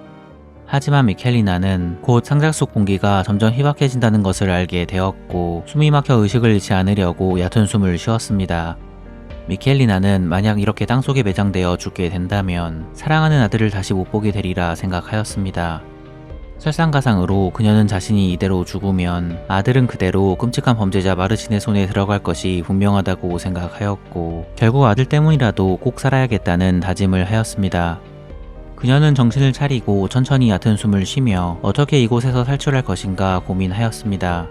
잠시 후 미켈리나는 자신의 손가락에 끼워져 있는 다이아몬드 반지를 보고 정말로 이곳에서 탈출할 수도 있겠다는 확신이 들었습니다. 미켈리나는 남자친구 마르친이 약혼 선물로 준 다이아몬드 반지의 날카로운 모서리를 이용하여 그녀의 입과 다리 그리고 손을 묶은 테이프를 끊어 버렸습니다. 그리고 그녀는 구멍이 날 때까지 자신을 가둔 골판지 상자를 긁어내었습니다. 드디어 상자의 표면에 작은 구멍이 생기자 그녀는 손가락을 집어넣어 상자를 찢어 버렸습니다. 미켈리나가 힘껏 상자의 표면을 찢자마자 흙이 상자 안으로 들어와 미켈리나의 얼굴과 몸을 덮어 버렸습니다. 그녀는 코와 입에 흙이 들어가 숨쉬기도 힘든 상황이었고 테이저건의 후유증 때문에 온몸이 욱신거리고 아팠지만 살기 위해 스스로 흙 속을 파헤치고 나왔습니다. 얼마 뒤 땅속에서 미켈리나의 팔이 먼저 나왔고 이어서 머리와 몸이 나왔습니다. 그녀는 상자에 갇혀 땅속에 매장된 지 1시간 만에 기적적으로 스스로 땅속에서 탈출한 것이었습니다. 2011년 5월 28일 저녁 11시 55분 미켈리나는 도로로 뛰쳐나와 지나가는 자동차를 세워 경찰에 신고해달라고 부탁하였습니다. 신고를 받은 경찰은 15분 만에 현장에 도착하였고 미켈리나의 안내로 그녀가 산채로 묻힌 현장을 확인할 수 있었습니다. 이후 미켈리나는 경찰의 도움으로 부상을 치료하기 위해 지역 병원으로 이송되었습니다. 한편 마르친은 여자친구 미켈리나를 매장한 뒤 저녁 11시쯤 친구 파트리크와 함께 은행 ATM기를 찾아갔습니다. 그리고 마르친은 훔친 미켈리나의 은행 계좌에서 500파운드, 우리 돈으로 80만원을 인출하였습니다. 인출한 돈으로 마르친은 술과 과자를 산 뒤 파트리크의 집으로 가 그와 함께 몇 시간 동안 비디오 게임을 즐겼습니다. 하지만 얼마 뒤 마르친과 파트리크는 출동한 경찰에 의해 납치 및 살인 혐의로 현장에서 체포되었는데 그들은 체포되는 그 순간까지도 자신들의 범죄가 밝혀진 것이라곤 생각하지 못하였습니다. 이후 경찰은 마르친의 집에서 화학물질과 폭발물 그리고 폭탄 제조법이 쓰여져 있는 문서를 발견하였습니다. 경찰은 마르친이 그녀를 매장하는 데 실패하면 폭탄을 만들어 집을 폭발시켜 그녀를 처리하기 위해 이런 물건들을 준비한 것이 아닌가 추측하였습니다. 마르친과 파트리크는 처음부터 미켈리나를 죽일 의도가 전혀 없었다고 말하며 단순히 겁만 주려고 이런 일을 벌였다고 주장하였습니다. 하지만 어처구니 없는 그들의 주장은 받아들여지지 않았고 2012년 1월 마르친은 살인미수 및 납치 혐의 그리고 폭발물 소지 혐의로 징역 20년을 선고받았습니다. 파트리크는 살인미수 혐의는 벗었지만 납치 혐의는 인정되어 4년 6개월형을 선고받았습니다. 이후 미켈리나는 언론과의 인터뷰에서 당시 기적적으로 죽음을 피할 수 있었지만 여전히 매일 밤 산채로 매장되는 악몽을 꾼다고 자신의 고통을 호소하였습니다. 미켈리나는 마르친이 테이저건으로 자신을 쏘기 전까지만 하더라도 그를 정말로 사랑했는데 테이저건을 맞고 상자에 들어가는 그 순간부터 마르친을 증오하게 되었다고 이야기하였습니다. 그녀는 마지막으로 앞으로 영원히 고통받을 사람은 자신이 아닌 마르친이라고 말하며 감옥에 갇힌 마르친이 영원히 고통받기를 바란다고 인터뷰했다고 합니다. 안녕하십니까, 바라신입니다. 오늘은 잘못된 탐욕 때문에 사랑하는 여자친구와 가장 친한 친구들에게 살해당한 비운의 소년 제이슨 스위니에 대해 이야기해드리겠습니다. 2003년 5월 30일 금요일 미국 펜실베이니아주 필라델피아 북동부의 피시타운 16세의 소년 제이슨 스위니가 거울 앞에 서서 한껏 멋을 부리고 있었습니다. 그는 최근에 알게 된 한 소녀를 짝사랑하고 있었는데 얼마 전 그녀에게 자신의 마음을 전달하는 데 성공하여 드디어 그 소녀와 사귀게 된 것이었습니다. 오늘이 바로 새로 사귄 여자친구와 데이트를 하는 날이었기 때문에 제이슨의 기분은 매우 좋아 보였습니다. 제이슨은 다른 날과 다르게 거울을 보며 더욱더 외모에 신경을 쓰고 있었습니다. 왜냐하면 제이슨은 얼마 전 무엇인가 특별한 선물을 주겠다는 여자친구의 깜짝 제안을 받았고 이 말 때문에 제이슨은 며칠 전부터 이날을 손꼽아 기다렸습니다. 꽃단장을 마친 제이슨은 어머니에게 여자친구와 데이트를 하러 나가겠다고 말했고 다음에 꼭 어머니와 아버지에게 여자친구를 소개해주겠다고 이야기를 하였습니다. 어머니는 아들 제이슨의 첫 연애를 축하해주며 재미있게 놀다 오라고 이야기를 하였습니다. 2003년 5월 30일 저녁 여자친구와 데이트를 나간 아들 제이슨이 늦게까지 집으로 돌아오지 않았습니다. 단 한 번도 아들이 밖에서 늦게까지 놀다가 들어온 적이 없었기 때문에 어머니의 걱정은 이만저만이 아니었습니다. 제이슨의 아버지는 아들이 여자친구와 즐겁게 지내고 있어 시간이 가는 줄 모르고 늦는 것일 뿐이라고 아내를 안심시켰습니다. 하지만 시간이 지나도 제이슨은 부모님의 연락을 받지 않고 집에도 들어오지 않았습니다. 드디어 제이슨의 어머니와 아버지는 무엇인가 불길한 느낌을 받게 되었습니다. 결국 그의 부모님은 아들 제이슨이 사라졌다고 경찰에 신고하였고, 경찰은 사라진 아들 제이슨을 찾기 시작하였습니다. 그리고 얼마 지나지 않아 강 근처 숲속에서 심하게 구타당한 시신 하나가 발견됩니다. 경찰은 시신의 신원을 확인하였고, 확인 결과 시신의 주인은 얼마 전 사라진 제이슨 스윈이었습니다. 경찰은 제이슨 실종 사건을 즉시 살인사건으로 전환하고 범인을 찾기 시작하였는데, 다행히 경찰이 범인을 찾는데 오랜 시간이 걸리지 않았습니다. 처음부터 경찰은 실종된 제이슨이 마지막으로 만난 사람인 그의 여자친구를 의심하고 있었습니다. 경찰은 즉시 살인 용의자로 제이슨의 여자친구를 체포하였으나 그녀는 계속해서 자신의 무죄를 주장하였습니다. 하지만 얼마 뒤 제이슨의 여자친구는 자신의 범행을 시인하였습니다. 그녀는 공범이 있다고 말하며 3명의 남성을 지목하였는데, 놀랍게도 3명의 남성은 모두 제이슨과 친한 친구들이었습니다. 미국 언론은 제이슨의 여자친구와 그의 친구들이 왜 제이슨을 죽였는지 궁금해하였고, 이후 그들의 살인 동기가 공개되자 사람들은 어처구니 없는 그들의 범행 동기에 충격을 받게 되었습니다. 사건의 주인공 제이슨 스위니는 1986년 7월 29일 미국 펜실베이니아주 필라델피아에서 태어났습니다.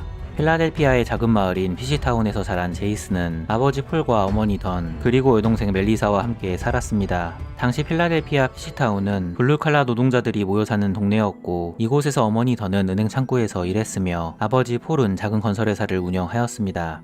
어려서부터 착하고 온화한 성격을 가진 제이슨은 정의롭고 용감한 소년이었습니다. 그는 지나가다가 누군가에게 괴롭힘을 당하는 아이를 본다면 그냥 지나치지 않고 나서는 그런 소년이었습니다. 비록 제이슨은 개인적인 사정으로 고등학교를 중퇴하였지만, 누구보다도 성실한 소년 제이슨은 학교를 그만두자마자 아버지의 회사에 취직하여 일을 배우기 시작하였습니다. 제이슨은 당시에 아버지의 회사에서 일하고 있었지만, 성인이 되면 미국 해군의 엘리트 특수부대 네이비실 요원이 되기를 열망하였습니다. 그는 1년 정도 아버지의 회사에서 일하다가 17세가 되면 군사학교에 입학하기로 마음을 먹고 열심히 공부를 하였습니다. 그 결과 제이슨은 사건 발생 전 그토록 꿈꾸었던 엘리트 군사학교인 벨리포지 군사학교에 합격합니다. 드디어 네이비실이 되길 희망했던 제이슨의 꿈이 이루어지는 것처럼 보였습니다. 제이슨의 부모님은 아들이 고등학교를 중퇴했지만 너무나도 성실하게 잘 자라준 것에 항상 고마워하고 있었습니다. 하지만 이렇게 성실하고 착한 아들에게도 한 가지 문제가 있었습니다. 당시 제이슨은 어렸을 때부터 알고 지냈던 친구인 에드워드 배치그 주니어와 친하게 지내고 있었습니다. 제이슨의 친구 에드워드는 제이슨의 부모님이 보기에는 너무 불량하고 위험해 보이는 소년이었습니다. 실제로 에드워드는 나쁜 사람들과 어울려 다녔고 경찰서를 밥 먹듯이 드나드는 소년이었습니다. 그리고 제이슨은 에드워드의 소개로 자신과 동갑인 니콜라스 코이아와 그의 형 도미니크 코이아 형제와도 친해졌는데, 코이아 형제도 에드워드처럼 문제가 많은 아이들이었습니다.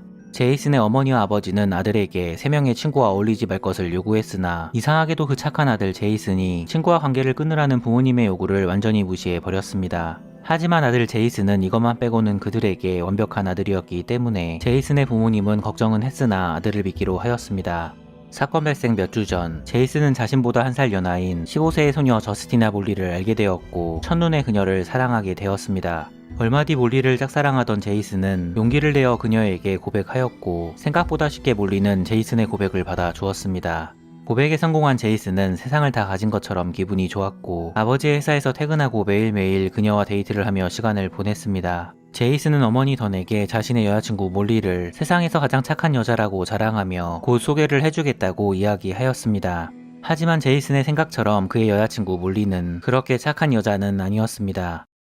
2003년 5월 29일, 이날 여자친구 몰리는 제이슨에게 특별한 데이트를 제안하였습니다. 제이슨은 몰리의 제안이 무엇인지 궁금해 하였는데, 놀랍게도 그 제안은 데이트를 마치고 그날 저녁 함께 잠자리를 가지자는 것이었습니다. 제이슨은 몰리의 제안을 수락하였고, 다음날인 2003년 5월 30일 몰리와 데이트를 마친 제이슨은 여자친구 몰리의 손에 이끌려 필라델피아의 델라웨어 강 근처에 있는 더 트레일이라고 불리는 숲속으로 향했습니다. 잠자리를 가지기엔 너무 누추하고 외진 곳이었으나 제이슨은 사랑하는 여자친구 몰리와 함께라면 어디든 좋았습니다. 목적지에 도착하자마자 여자친구 몰리는 제이슨을 바라보며 미소를 지었고, 긴장한 제이슨은 천천히 몰리에게 다가갔습니다. 이때 갑자기 어디선가 숨어있던 남성이 나타나 제이슨을 공격하기 시작합니다. 제이슨을 공격하는 사람은 한 명이 아니었고, 공격은 제이슨의 앞과 뒤에서 쉴 새 없이 들어왔습니다. 제이슨이 살려달라고 소리쳤으나 그들은 그 말을 무시하였고 결국 제이슨은 그 자리에서 세상을 떠나게 되었습니다. 놀랍게도 몰리는 이 모든 상황을 아무 표정 없이 물끄러미 지켜보고만 있었습니다. 놀랍게도 제이슨을 공격한 남성들은 그의 가장 친한 친구인 에드워드와 니콜라스 코이아, 도미니크 코이아 형제였습니다. 제이슨의 3명의 친구와 그의 여자친구는 아무렇지도 않게 쓰러진 제이슨의 주머니에서 $500의 돈을 훔쳤습니다. 그들은 서로를 보고 웃으며 돈을 세었고 단체로 포옹을 한 뒤 돈을 똑같이 나누었습니다. 그들이 제이슨에게 훔친 돈 $500는 제이슨이 아버지의 회사에서 일하고 받은 돈이었고 그들은 그 돈으로 약물과 술을 구입해 그날 밤 제이슨의 시신이 있는 자리에서 광란의 파티를 벌였습니다. 이후 제이슨이 집에 돌아오지 않은 것을 이상하게 생각한 그의 부모님이 경찰에 신고하였고 며칠 뒤 제이슨의 시신이 발견되면서 이 사건은 살인사건으로 전환됩니다. 경찰은 제이슨이 사라지기 직전 같이 있었던 몰리를 유력한 용의자로 보고 그녀를 조사하였으나 그녀는 끝까지 자신의 무죄를 주장하였습니다. 하지만 사건 발생 이후 어리석은 제이슨의 3명의 친구는 제이슨을 죽였다는 것을 무용담처럼 이곳저곳에 이야기하고 다녔습니다. 정보를 파악한 경찰이 이 사실을 몰리에게 말하며 그녀를 압박하자 몰리는 모든 사실을 자백하고 공범으로 제이슨의 3명의 친구를 지목하였습니다. 즉시 경찰은 몰리의 진술을 바탕으로 제이슨의 3명의 친구를 체포하였습니다. 조사 결과 제이슨의 3명의 친구는 사건이 발생한 날에 제이슨이 아버지의 회사에서 월급을 받는다는 사실을 알고 있었고 이 돈을 강탈하기 위해 범행을 도모한 것이라고 경찰에 진술하였습니다. 제이슨의 3명의 친구는 단순히 제이슨의 월급을 훔치려고 범행을 계획한 것은 아니었습니다. 그들은 당시 자신들과 다르게 아버지의 회사에 다니며 군사학교에 입학 통지서를 받은 제이슨을 질투하고 있었고 결국 잘못된 탐욕과 질투가 합쳐져 범행을 저지른 것이었습니다. 언론은 제이슨을 죽인 그들의 범행 방식과 생각보다 어린 용의자의 나이 그리고 전혀 반성이 없는 그들의 태도를 질타하였습니다. 얼마 뒤 제이슨의 여자친구 몰리와 그의 3명의 친구의 재판이 시작되었고 그들은 뻔뻔하게도 모두 변호사를 구해 재판을 받았습니다. 몰리의 변호사는 그녀가 과거부터 정신질환을 겪고 있었으며 범행 당시에도 제정신이 아니었다고 주장하였습니다. 몰리의 변호사는 그녀는 살인범이 아닌 정신질환 환자일 뿐이라고 말하며 잠시 소년원에 가두고 이후 성인이 되면 석방해 치료를 받을 수 있도록 해야 한다고 이야기하였습니다. 이 때문에 그녀를 소년법원에서 재판을 받게 해달라고 법원에 요청하였습니다. 하지만 몰리는 이미 사건 발생 전 정신질환으로 병원에 입원하여 치료를 받은 적이 있었기 때문에 검사는 몰리에겐 치료보다 처벌이 먼저라고 주장하였습니다. 결국 법원은 검사의 손을 들어주며 그녀는 이미 충분한 치료를 받았으나 갱생의 여지가 없다고 판단합니다. 그리고 그녀의 살인죄를 인정하고 성인 법정에서 재판을 받게 하였습니다. 조사 결과 몰리는 사건 발생 전 자신보다 상황이 좋았던 제이슨을 이용하기 위해 그와 사귀고 있었는데 이미 그녀는 공범이었던 3명의 소년과도 잘 아는 사이였습니다. 사건 발생 전 제이슨의 3명의 친구가 제이슨이 조만간 월급을 받는다는 사실을 그녀에게 이야기해 주면서 그들의 범행이 시작된 것이었습니다.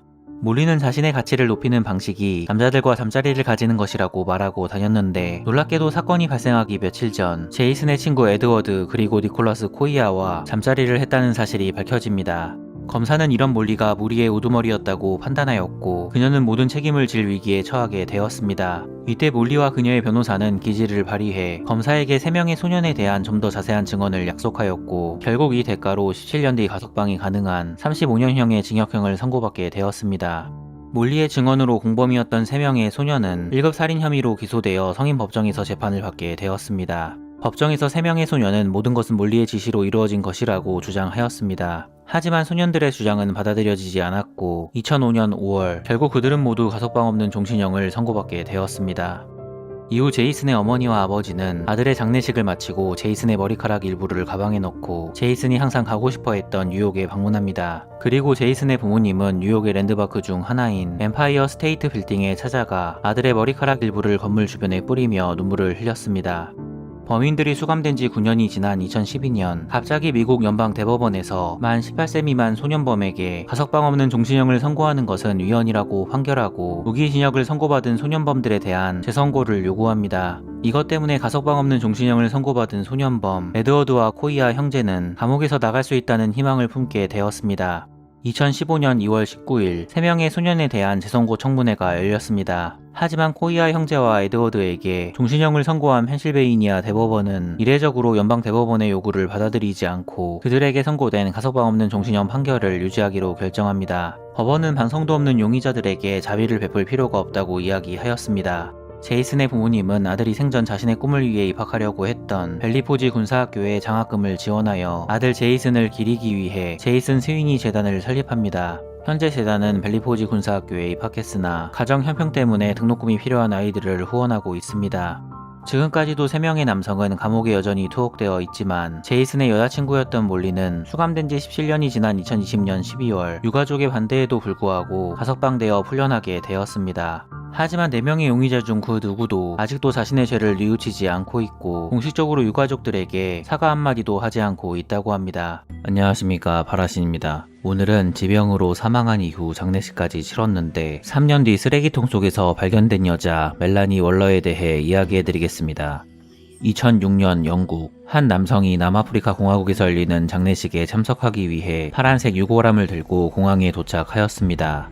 그리고 그는 곧바로 영국에서 남아프리카 공화국으로 향하는 비행기에 탑승합니다. 유골함에 담겨있는 사람은 멜라니 월러라는 여성이었고 유골함을 들고 비행기에 탄 남성은 그녀의 남편 피터 월러였습니다. 얼마 뒤 비행기가 남아프리카 공화국에 도착하였고 유골함에 담겨 고향에 도착한 멜라니 월러는 자신의 가족 농장에 안치될 예정이었습니다. 그녀의 추도식이 남아프리카 공화국의 수도 프리토리아 도심에서 진행되었고 그녀의 가족들은 딸이 고향에서 영국으로 이주하기 전 남아프리카에서의 그녀의 삶에 대해 이야기하였습니다.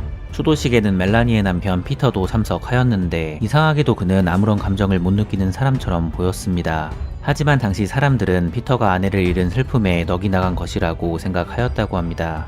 추도식이 끝난 후 가족들은 멜라니의 유골을 가족 농장으로 가져갔고 딸이 편하게 쉴 수 있게 농장 근처에 안식처를 만들어 주었습니다. 이때 피터는 아내와 영원히 함께하고 싶다며 자신의 결혼 반지를 빼 아내의 유골함에 넣었고 이 모습을 본 멜라니의 가족들은 눈물을 흘리며 오열하였습니다.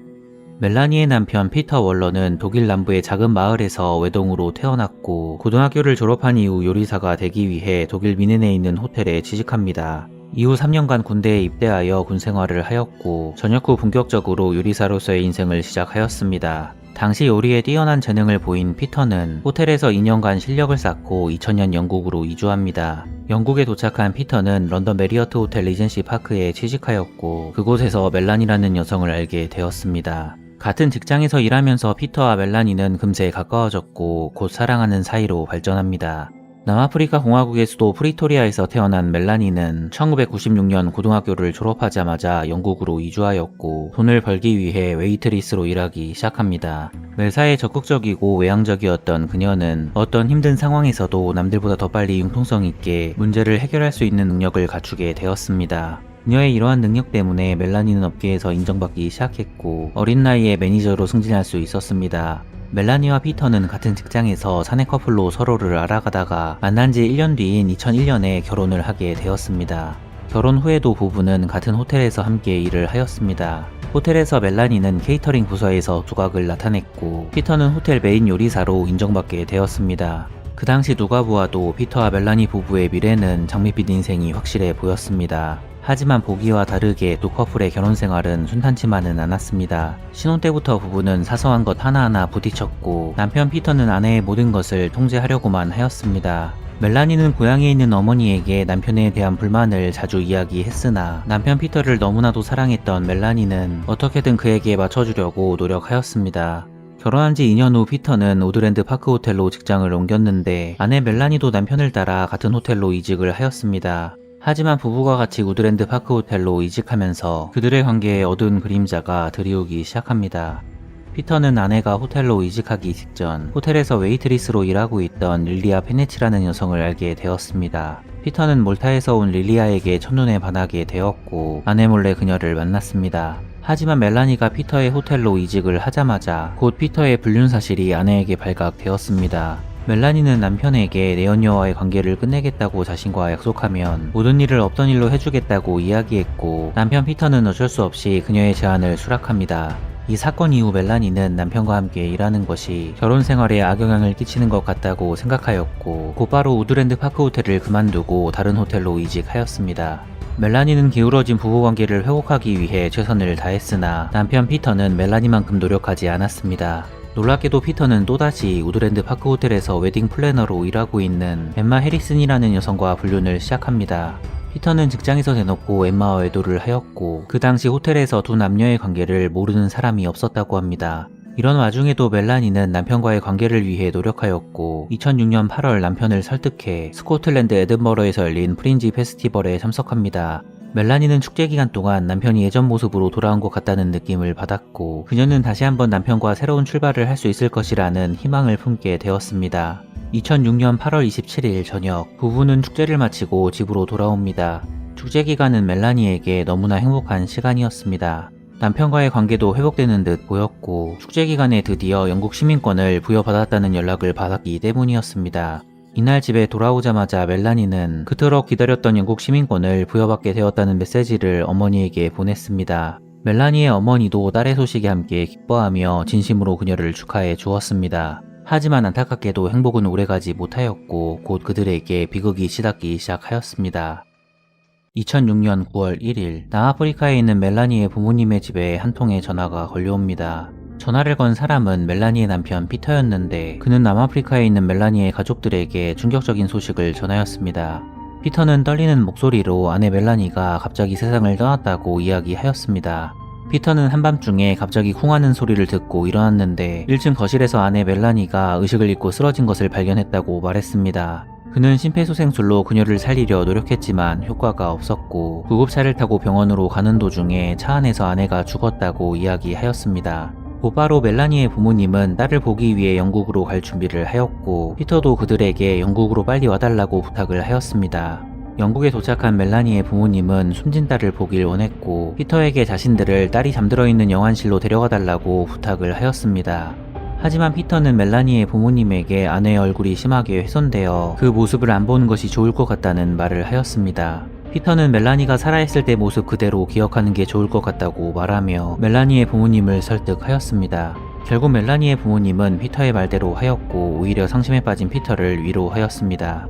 피터는 멜라니의 부모님에게 아내가 평소에 혈관질환으로 고생하고 있었는데 결국 갑자기 찾아온 동맥류 때문에 세상을 떠난 것이라고 말해 주었습니다. 멜라니의 부모님은 딸의 죽음을 받아들였고 피터는 아내를 기리기 위한 추모제를 준비합니다. 추모제는 아내가 죽기 전 잠시 일했던 호텔에서 진행되었고 피터는 아내 멜라니가 생전 가장 좋아하는 하얀 백합으로 행사장을 장식하였습니다.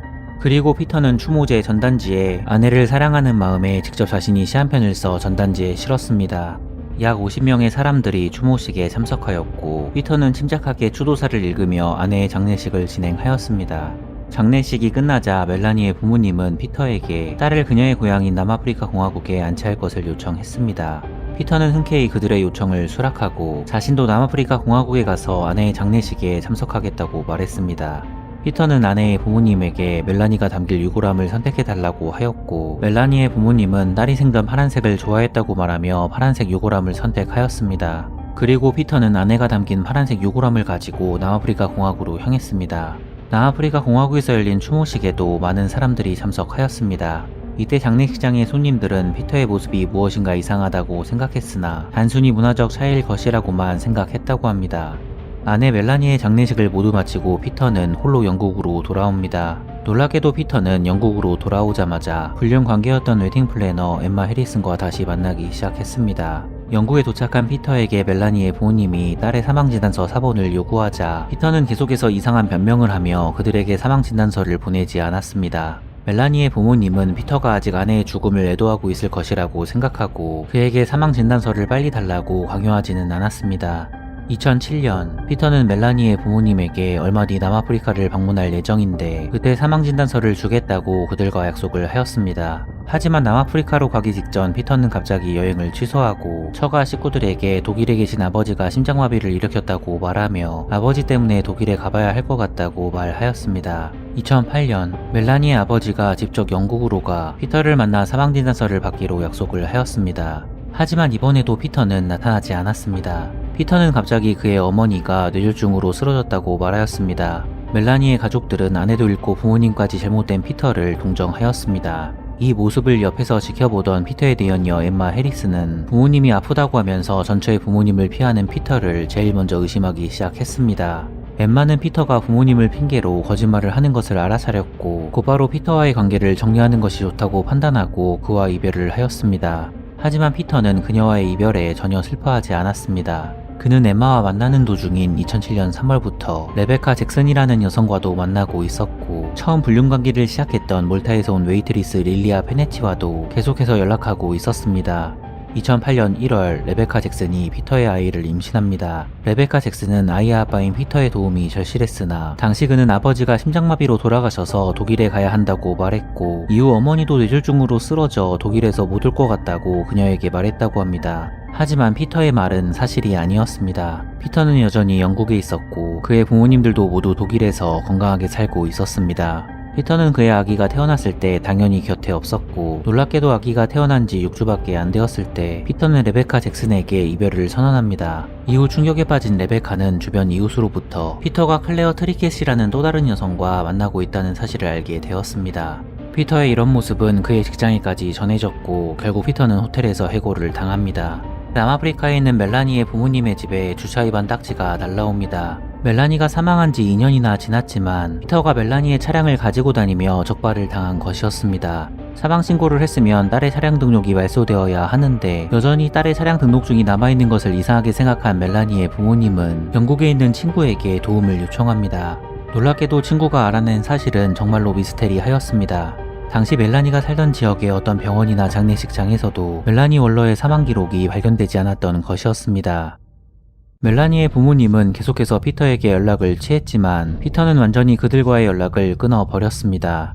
당시 피터는 몰타에서 온 웨이트리스 릴리아 페네치와 함께 동거하고 있었습니다. 하지만 당시 직장을 잃은 피터는 더는 집세를 내지 못하였고, 집주인은 피터와 그의 여자친구 릴리아에게 집에서 나가달라고 부탁했습니다. 결국 피터는 릴리아의 고향인 몰타로 가서 그녀와 새로운 출발을 하기로 계획하였고, 그들은 함께 유럽 본토를 가로질러 몰타로 가는 페리에 탑승합니다. 피터가 살았던 집 집주인 로이는 피터가 집을 비우자 새로운 세입자를 받기로 하였습니다. 2009년 6월 6일 토요일, 집주인 로이는 집 앞에 바퀴 달린 쓰레기통 하나가 수거되지 않았다는 것을 알게 됩니다. 원래대로라면 당연히 수거되어야 했는데 평소보다 가득 찬 쓰레기통이 너무 무거워 수거를 안 하고 그냥 간 것처럼 보였습니다. 로이는 쓰레기통의 무게를 줄이기 위해 뚜껑을 열었는데 끔찍하게도 그는 그 속에서 사람의 발을 발견하였습니다.